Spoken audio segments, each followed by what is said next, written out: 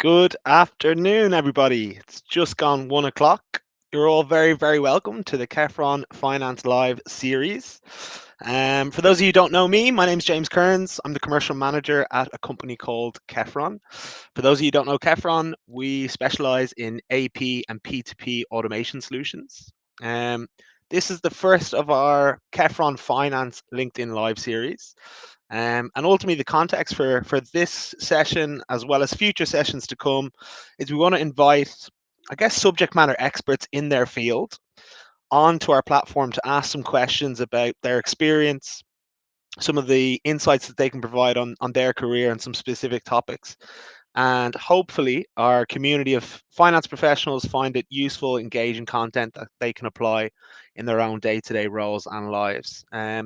Very happy to be joined by Jeremy Earnshaw from Clarendon Coaching. Jeremy, you're very welcome. Thank you for joining. Thank you, James. Good to be here. Thank you for the invitation. Not at all, my pleasure. So look, for today's session, the whole concept is the first 100 days, how to hit the ground running. Jeremy, you've got 25 years of experience in finance leadership roles in organizations of all different shapes and sizes. You've recently, I guess, started your own executive mentoring and coaching business. Mm. And look, I'm really, really excited for today to draw on some insights and pull out some golden nuggets for everyone joining today. So hopefully it's a good use of everyone's time. We'll probably be here for the next 20-25 minutes. I'm going to try and keep us on track. There's a few different parts to get through. So, Jeremy, I guess in terms of you, let's go back to the start maybe a little bit. So, talk to us a little about you, your background, studies, academics, growing up. Talk to us a little bit about that. I'll try and do that. I think my early years, like everybody else's, will have been characterized by school, leading into O levels, A levels, sport, not necessarily in that order. But I was quite fortunate in an early years stage in that I had a couple of good role models, sort of good role models in my family. But my school headmaster was a real role model as well. So I was always exposed to quite a lot of continuous change and challenge in sport and in the academic work. And that made me have a little bit of a low boredom threshold, to be honest, James. So it set the bar quite high. And to a certain extent, some of the things that were even happening outside of the early years, I used to play a lot of cricket, a lot of football. I was the captain. I was on the committee of the local cricket club at 16 for the adult committee. So a lot of Right. things like that. So a lot of challenge. And then you get to O levels and A levels, which I think I found rather unstimulating.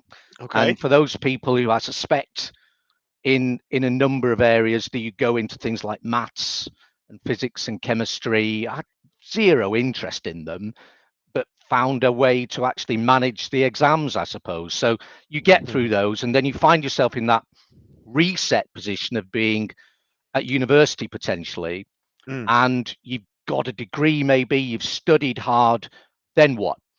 And I began to start thinking it isn't enough for me.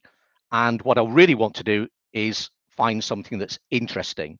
Right. And I found myself thinking, if I get into business, if I get into finance, I'm going to be involved in all of the different areas of a business. Yeah.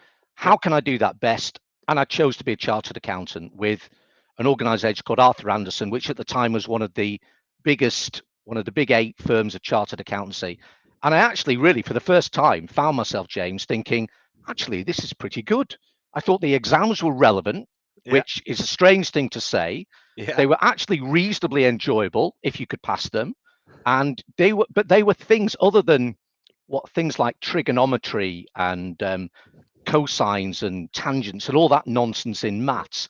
All of a sudden, I was in the position thinking the things that I'm doing academically, I'm actually applying on a day-to-day basis. So that 5 years with Arthur Andersen was a fantastic grounding position to get into industry. Great. And really fabulous opportunity before getting into actually what I would call a slightly more proper role in industry. And well, listen, let's talk about those roles. So it sounds like that kind of grounding in accountancy and the I guess the practical exams and work that you did really stood to you in the early parts of your career. Let's talk about, I guess, the different finance leadership roles or finance roles in general. I assume you didn't go straight into leadership, but maybe you did, that you've been involved in and held over the last number of years. Talk to us a bit about that. I've had 5 major CFO roles, Okay. James, and it's funny you should say I didn't go straight into leadership. Uh, Absolutely by accident, I pretty much did. And Okay. I'll give you the basis behind it. So I joined a client of Arthur Anderson in the Yorkshire area. Okay. And the reason I joined that business was because it was a management buyout. It was 3 years in, and something had to happen, was my opinion, within the next 2 years. Okay. Within 6 weeks of me joining that organization, I suppose as the controller, Yeah. my boss left. So it wasn't a big surprise, but he left. So 6 weeks in, the organization found themselves in a position of needing to go through a refinancing, a positive refinancing, Yeah. raising £2.5 million, um, and needing to have somebody to manage that and get through some of the issues which we've had in the past Mm. about joining an organization. And we'll talk about this, I guess, a little bit later on. Yeah. So I joined an organization pretty much from the first go. I Okay. was the number one in a team.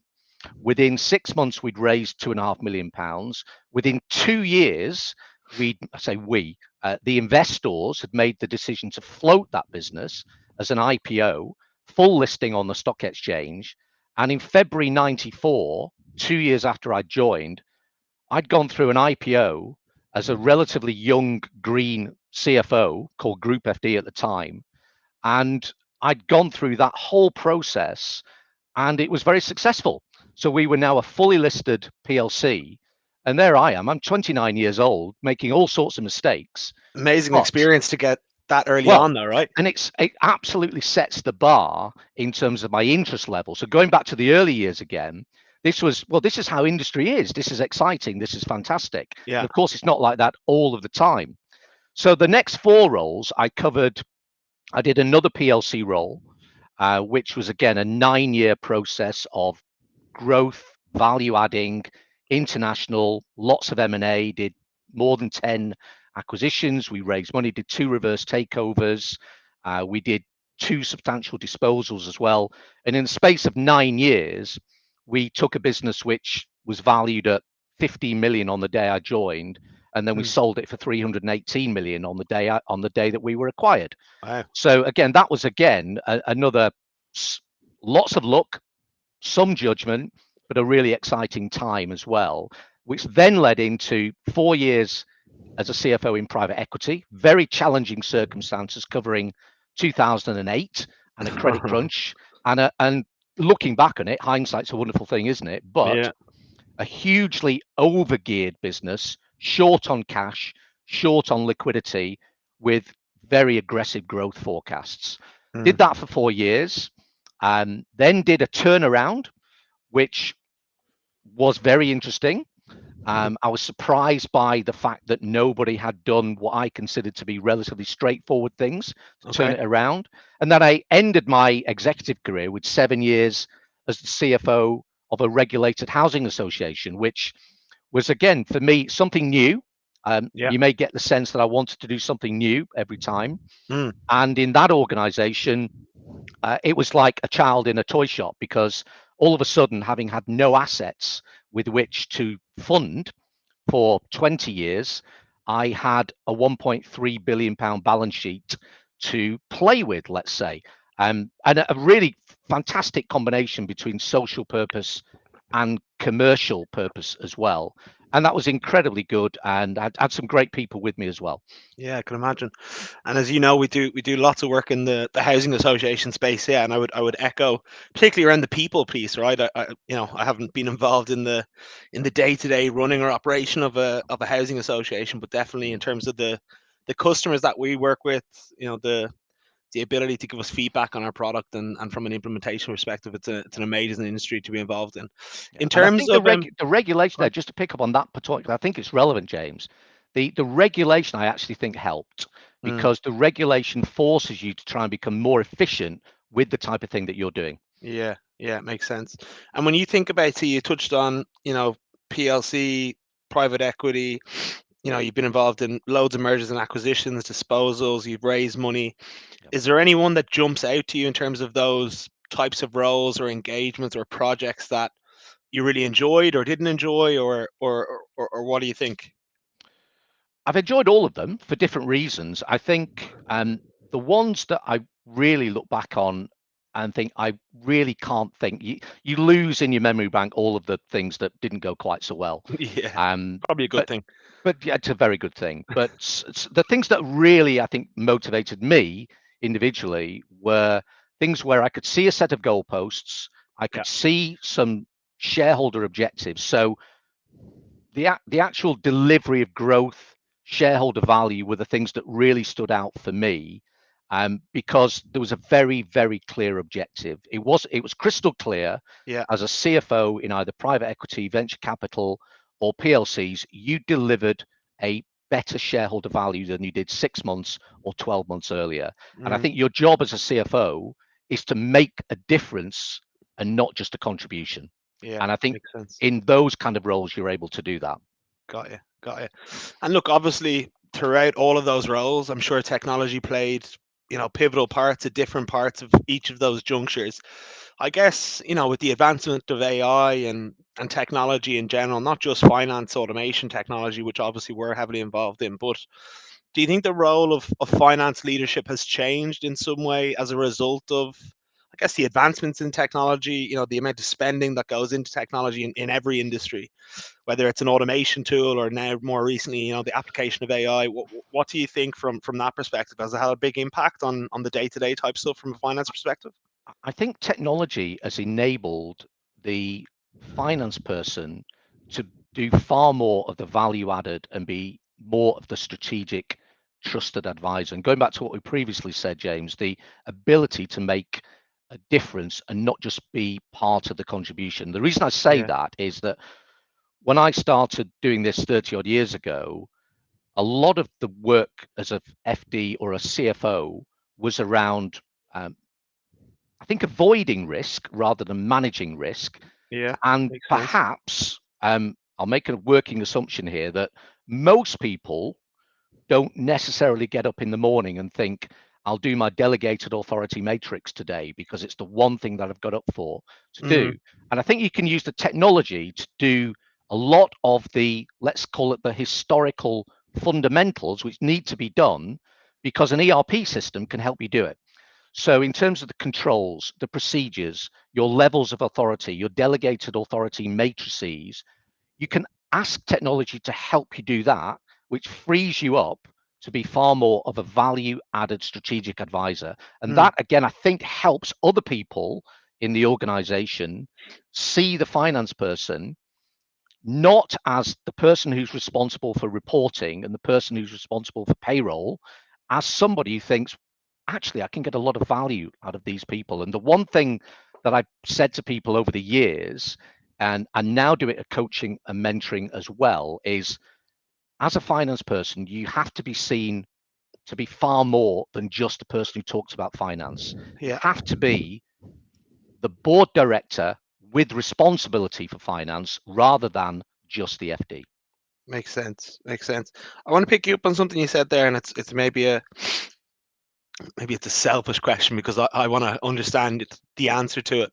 So look, obviously, as you know, look, I'm a salesperson, right? I work in a commercial role, and in my experience or my opinion, right, there's been a pretty seismic shift over the last 2 years in the decision making processes in different businesses to buy technology, right? So what I mean by that is, previously the process that we would have went through to get, for example, an AP automation or a P2P automation project signed off in a business had far less stakeholders, right? And today, when I think back to when I joined the business in 2019, 2020, 2021, maybe, as a result of COVID, maybe that accelerated things in lots of ways, but there was far less stakeholders involved in the process, number one. And then the CFO of the organization, to be honest, was almost just the signatory on the contract. He or she would be, very rarely involved in the process. But now, we skip forward to 2023 and 2024. You can even see with our sales cycles of new projects and that kind of thing coming on, there's far more people involved, and that's why I'm kind of linking it back to the risk piece. But also the CFO is heavily involved in the selection process, the documentation, the criteria. Is there anything from your perspective in terms of why you think that may be more recently? Yeah, I think there's two or three things there to unpick, James. Yeah. I think the first one is the recognition that the CFO or the FD needs to be involved, and I think that goes partly back to the conversation we just had, in that if they're given the ability to show that the fact that they are as equal to the sales director, the marketing director, the CIO, everybody else, they have the opportunity to contribute more. I think the second Okay. point is that they're then seen more and more as the strategic advisor and a resource. So Okay. people should want to come and speak with your FD, providing value. And I think, like every other industry, the demands on value for money, Yeah.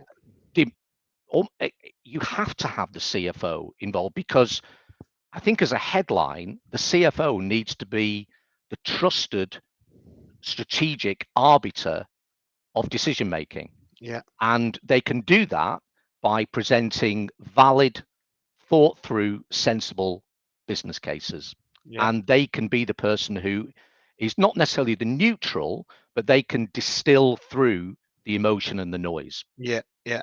Sounding board almost just to validate the investment and the risk and all that. That makes sense. Okay.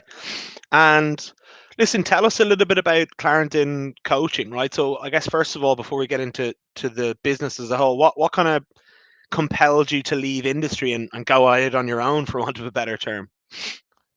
Actually started in 1991. So Okay. it's been a bit of a latent burner, James, in that, Okay.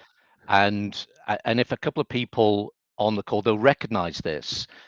I actually delivered 2 weeks of training in one of my later assignments at Arthur Andersen, and I really enjoyed it. So this was a training school where you deliver training to everyone from all over Europe. I really Okay. enjoyed it. Yeah. Latent, a slow burner. But what I thought, looking back on those 5 roles as a CFO, my conclusion from that was I was really quite fortunate at times in that I was able to take some opportunities, and it might have gone a different way. Mm. And I wanted to try and make sure that people, not just in finance, but in leadership positions, and in particular, aspirational leadership positions, had the help and the support that they needed to take the opportunities that I was given. So Right. there's Okay. quite a purpose behind it for me.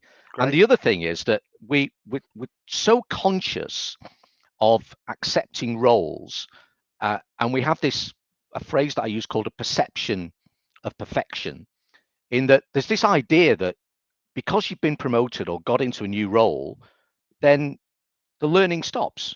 Yeah. And it doesn't. You've got so many more things that, if as an example in the finance world, you may never have come across M&A, funding, external investors, non-exec directors. All Mm. of those things might be new. And so my coaching and mentoring it's all about coaching with purpose. It's Okay. about making sure that the objectives of the individual for coaching and mentoring align with the organization, and that you're triangulating all of that together. So Okay. it's a common purpose going forward, and making sure that people have the best opportunity to take advantage of the opportunities that are presenting themselves. Gotcha. And what type of people, Jeremy, will come to you and I guess invest in your coaching and your time? Like you mentioned, different leadership roles. Is it predominantly finance, or is it right across the C-suite? What are you working with most, I guess? 50% of my coachees and mentees are in finance, and 50% aren't. So as an example, I have 2 CIOs at the moment, Okay. and they've got their own challenges. And I would put it into the category of organizations and individuals who, through no fault of their own, would like to get to another level, even if it's CFO to a better CFO. They'd like to get to another level, and they recognize that they need to be more of a sponge rather than a rock. And Okay. therefore, they need to take more on board and they need to make their own decisions with a bit of guidance. And that's where the mentoring comes in. So I don't like to put numbers on it, Yeah. but it's more likely to be an organization that is AIM listed, a private company with growth, Yeah. an organization which is maybe doing some M&A. It might be a management by organization where the board is really being put together for the first time. Okay. That's my target audience, James. And out of interest, Jeremy, is most of the stuff that you do remote in a format like this? Do you go to see people? Do you rent out a room for the day and do it that way, or? Combination. Given that I'm from Yorkshire, James, which I didn't mention in the intro, and so I've failed on the task which says that anybody from Yorkshire tells you within the first 30 seconds. I actually do if we can, and I do give people the option, Yeah. I actually coach people wandering around Roundhay Park in Leeds, Okay. which is a circuit round there. It's a great park, and it's about an hour's worth of a circuit, and we Brilliant. wander around there, weather permitting. Otherwise, online. It works out about 50-50. Gotcha. Very good. Okay, cool. Well, listen, we'll anyone that obviously has joined today or sees any of the content that we produce on the back of this, Clarendon Coaching, I assume, is the website. They can find it in the It is. comments. Yeah. Okay. Fantastic. Good. So look, let's talk about, I guess, the core theme today. So the core theme is all around the first 100 days as a finance leader, how to hit the ground running. And look, when myself and yourself, were talking about this, really, we wanted to give tangible insights to maybe an aspiring finance leader, or maybe it's a finance leader that's seasoned and going into a new role, and they want to, I guess, give themselves the best chance of success, right? So I guess before we get into what they should do, is there any maybe mistakes that you've made or you've seen other finance leaders make in that first 100 days that they should steer away from before we get into what they should do? Good Anything question. spring to mind? I'd say the following, James. I suggest that anyone going into that new role spends as little time as possible giving themselves a round of applause for what they just achieved. Okay. What I find in coaching and mentoring is that lots of people in that aspirational mode have thought a great deal about the gains of the new role. They've thought about the new title, the more responsibility, perhaps more money. Yeah. It's very exciting and Yeah. it's great for your family and your circumstances as well. What they perhaps don't spend as much time as possible thinking about are all the pains. And it sounds a bit pessimistic, Mm, but you're taking on maybe a new sector, a new organization, some new skills, a new team, yeah. maybe investors, maybe lenders, and a new board. And actually, I'd probably devote quite a bit of attention to that to make sure that you're addressing those issues in a relatively generic sense. So focus a bit on the pains of the role rather than just the gains. Okay. I think that's probably tangible advice for any C-suite or leadership type role that you're going into. I know it's definitely applicable to a commercial person also. Okay. Really, really good. So let's talk about what they should do, right? So tangible insights from your perspective on 3 or 5 things in the first 100 days that you will be focused on if you were taking a new role next month in an organization. What do you think? I probably got 5, James, and Okay. they'd probably be in this order as well. So number 1, liquidity and cash. Businesses fail because they run out of cash. If that conversation takes 5 minutes, fantastic. You prove your point. Number Yeah. 1, liquidity and cash. Number 2, data and information integrity. And I'll come back to that. Number 3, Okay. work with and understand those roles of the existing finance team.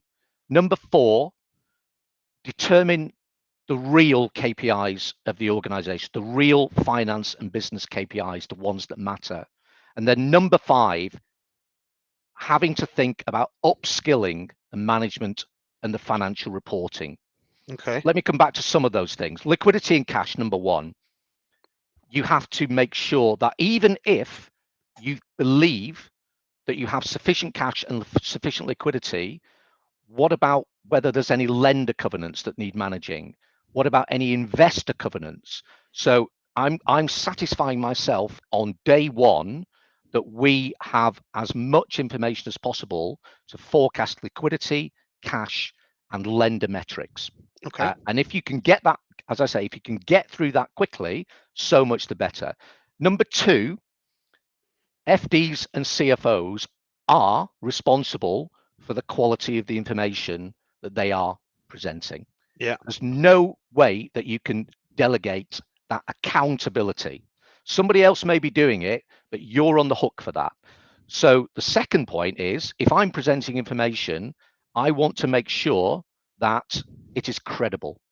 Okay. I want to challenge the balance sheet. I want to make sure the P&L is correct.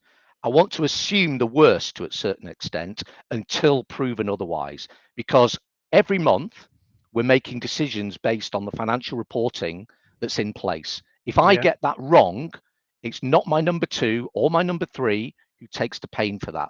And again, going back to the pains, that accountability stops with the CFO, And, can't be delegated.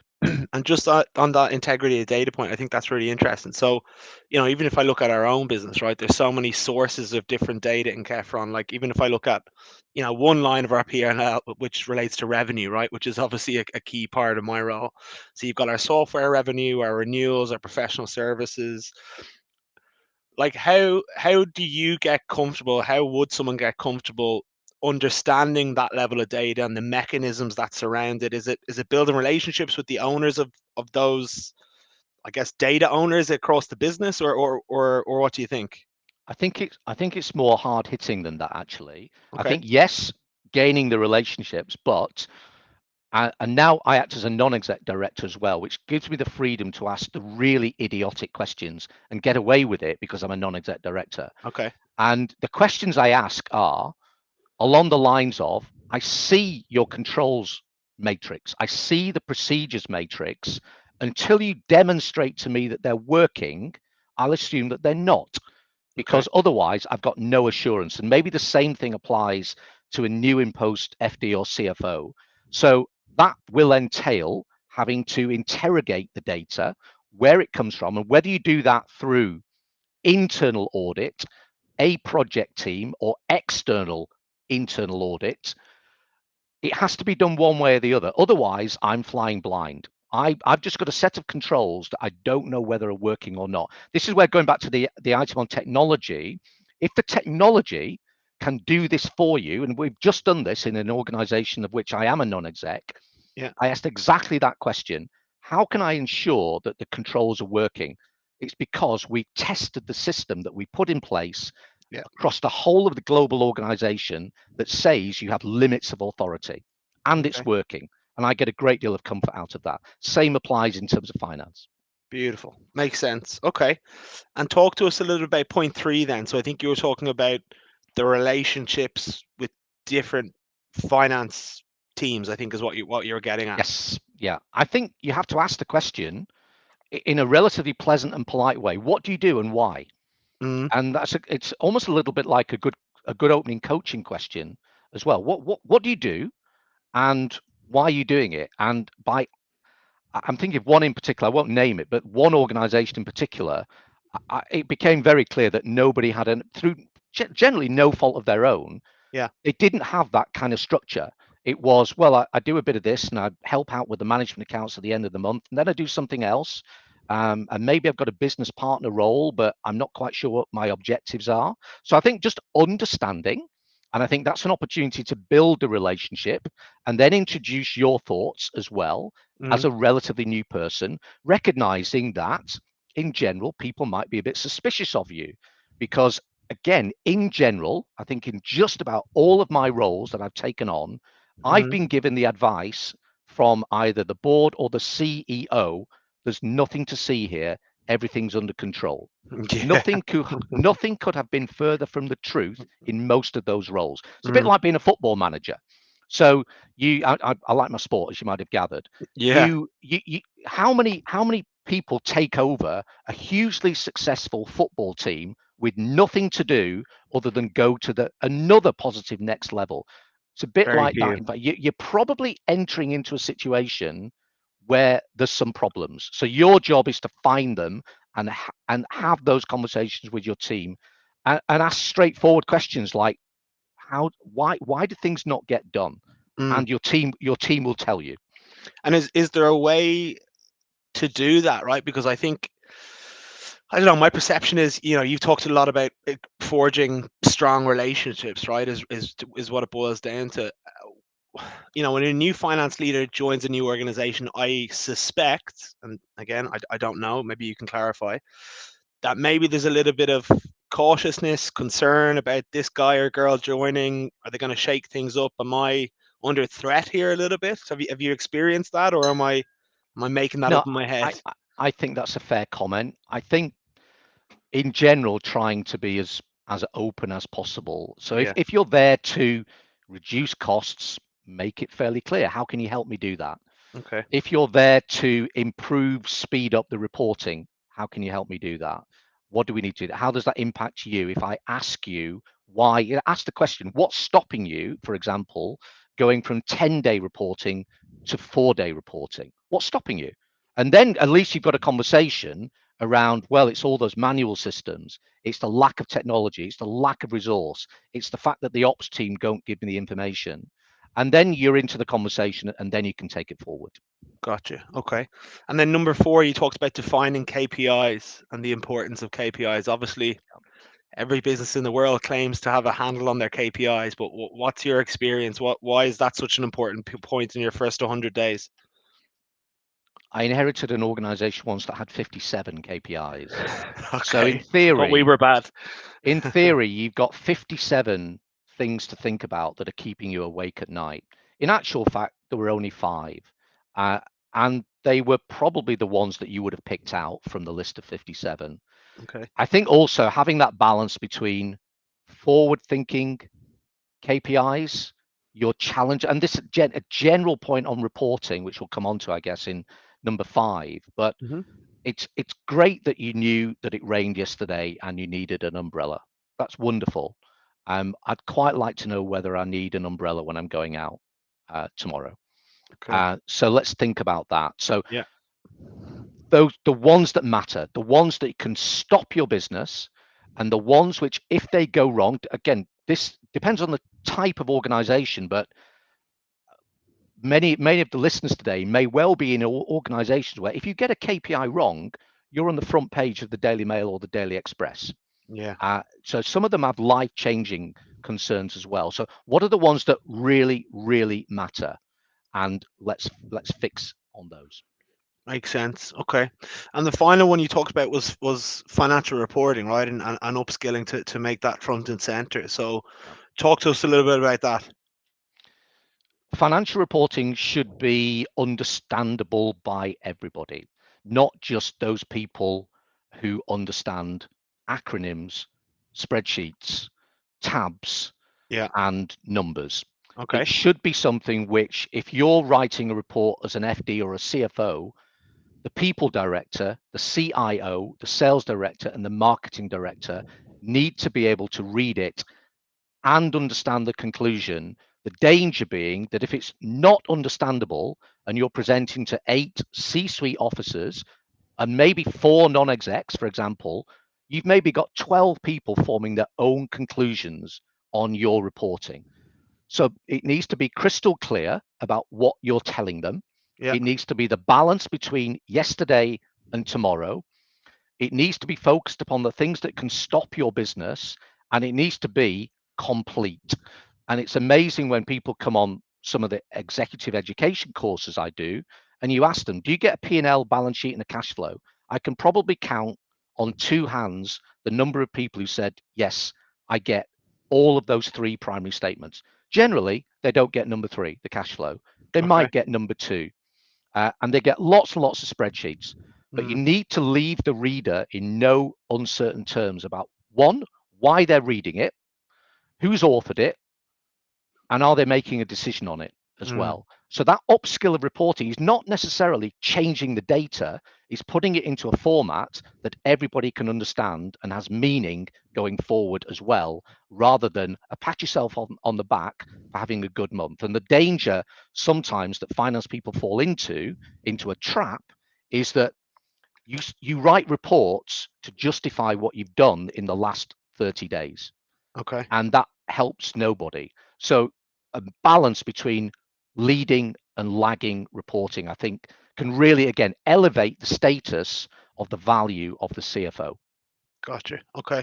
And you've mentioned a few times the kind of value of the CFO. And look, if you see any job description for a finance leadership role, usually somewhere in there it says, act as an advisor to the CEO or to the board.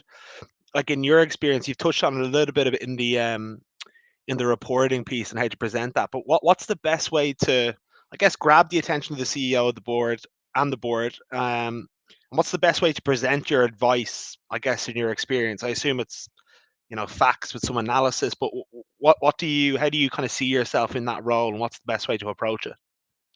I think it's always helpful if you can present advice in the context of a business case. It's very difficult to argue when you've got a really well thought through business case Yeah. with investment metrics, cash flow metrics. It's like, well, how can you dispute the facts? If you can get the facts right to begin with, as opposed to the opinion, you're 80% there. Yeah. And then you're just debating the 20%, do we, don't we, shall we, how much? But that 80%, you can negate a lot of wasted energy by getting the facts right and getting the business case right. So I think Mm. upskilling again, the value of the CFO can stem from good quality reporting, good quality advice. And when I'm coaching people in the finance discipline, unfortunately, you have to advise people that all of the sometimes really difficult stuff, like controls, procedures, um, authority matrices, are just a given. And even Okay. though we know in finance that we might have spent days tearing our hair out to get it right, it's not the thing that grabs any attention. What grabs the attention is where you can say, I've been thinking about this business segment. For example, our gross margins are lower. Our customers are not paying us quick. We always have cash flow problems. We have a much bigger turnaround of our customers. We don't have longevity in terms of the way that they stay with us as a client. I'm wondering whether that business segment is worth investing in going Mm. forward and Yeah. doing that kind of and all of a sudden, hopefully then you've got people's attention pricked. Okay. Okay. So there's a few different inputs to make it almost a no-brainer to facilitate the discussion, and whether the advice is taken on board, obviously, is for debating on, I'm sure, multiple projects or initiatives that are going on. Okay, that makes sense. Yeah, Well, look, I think we're coming towards the end of our session. I thought that was really, really useful, engaging, tactical advice. I think, right, that anyone that's joining a new role in any walk of life, really, not just finance leaders, but I think a lot of that is applicable across the board in terms of some of the advice that you gave specifically. Um, Let's finish with a quick fire round, if you don't mind. I stole this from fantastic. another podcast that I'm familiar with. So I'm going to ask you a few questions, 30 to 60 seconds per answer, right? So nice, short, and sharp, and then we'll finish up. So, Right. number one, what's one skill every finance leader should master? Learn how to deliver bad news. Okay. I have a 5-year-old grandson, James. If the numbers are ahead of budget, if cash is great, liquidity is wonderful, I can send my 5-year-old grandson to a board meeting and he can articulate that things are great. Yeah. It's a Okay. little bit different when, and by the law of averages, this is going to be 50% of the time, you have at best unwelcome news and at worst bad news. And that's when a good FD and CFO can actually make your stakeholders metaphorically drive away from the car park, even with bad news, thinking this team is on it and this team is going to manage my issues. Feel safe. Yeah. And that is it's a real skill. Absolutely. Brilliant. Really, really good advice. If you could pick, maybe it's similar, if you could pick one piece of advice to a first time CFO, so very first time in that role, what would it be? Other than learn how to deliver bad news. Yeah, the I'd go back to number one in the first things to do. So focus upon cash and liquidity. Okay. The second point, I guess I would say, and it might be something that people haven't had to do before, and it's not in the textbook, manage your stakeholders, because those stakeholders are potentially seeing you for 30 minutes a month, and Yeah. they're pretty important. So they could be your investors, your lenders, anybody who gets invited into that C-suite forum, people you don't necessarily see on a day-to-day basis or in a different geographical area. Learn who's got high power and high interest, and spend and invest some time in managing them. What are they looking at when I'm speaking to them, either online or in person? Make Yeah. sure you are responding, and you can do that outside of the forum as well, by having a relationship with people and thinking, I know this what's in this person's mind. They are wanting me to report on something, to give an opinion. Work out what that is. Beautiful. Describe your leadership style, your own leadership style, in 3 words or less. Okay. So I would say this anyway. Coach, Okay. I'll give a headline: trust, because you're nothing without trust Yeah. in the finance area. Strategic. Excellent. Very, very good. Okay. Last one. What's a book, resource, podcast, or film that you'd recommend to aspiring finance leaders? Okay. I'll ignore the films, because in finance, nobody has enough time to watch films. You just don't. Let me just glance at my bookshelves. Okay, I've got a range that they're just here, actually. If anybody hasn't read it, there's a really good book, and it's called The Chimp Paradox by Professor Steve Peters. Okay. And just read it, and it will help you in general. And it's all about how the brain reacts. And this is a guy who is a medically qualified doctor. If you ever get the chance to see him speak live, he's very entertaining. And he's the guy, for example, who has worked with England football penalty takers to make them better at it. Okay. Well, Interesting enough, that worked in the last yeah, tournament you guys were in. when when you hear him live, he actually says something which is quite interesting, which is uh, footballers get a bad press. He says they're the most receptive. He said, don't talk to me about footballers not wanting to improve and learn and get better. He said the most difficult people to work with, CEOs. Makes sense. They're in that rock perspective. There's another book for people who don't know much about coaching and mentoring. Um, Julie Starr, with 2 R's at the end, is a prolific author. She has a book called The Coaching Manual. And then there's something in terms of team working and team building. Glancing, make sure I get the author right. It's a book called The Jersey, Okay. and it's a book that talks about team working and team building, and it's all about the New Zealand Rugby Union 15, the All Blacks, and it's by Peter Bills, and that is all about getting into the All Blacks Rugby Union environment and building the team. Amazing. I can hear and see people going to Amazon to get those 2 books. So the Chimp Paradox and the Jersey, I'll be buying them myself.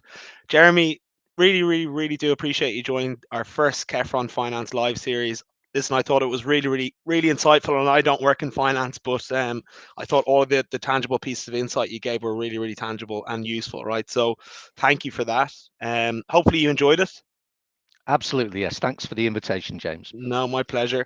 We will be back with another round of Kefron Finance Live over the next couple of weeks. We have John Bell from C&J Consulting to talk about ERP transformation and the common pitfalls and mistakes to avoid. So if there anyone is listening and has an interest in that topic, please do join. But Jeremy, thank you again. It's clarendoncoaching.com. Anyone That's can correct. can That's it. visit and find it, and we'll include that in the comments and the promotion going forward, so everyone can check out your website and some of the pieces of content, as well as obviously your services on there. So thank you very much. Have a great weekend when we get there, and we'll speak soon. Thank you. Bye bye. Take care.